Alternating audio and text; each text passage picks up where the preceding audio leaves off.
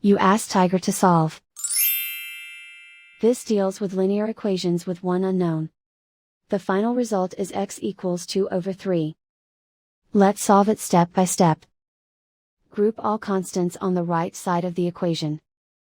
Add 5 over 12 to both sides. Combine the fractions.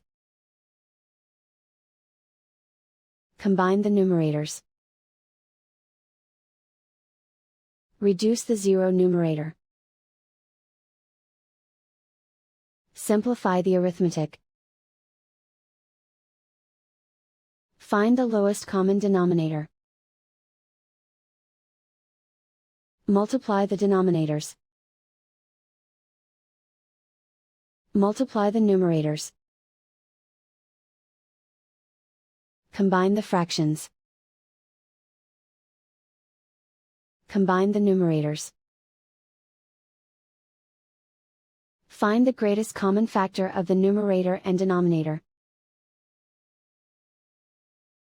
Factor out and cancel the greatest common factor.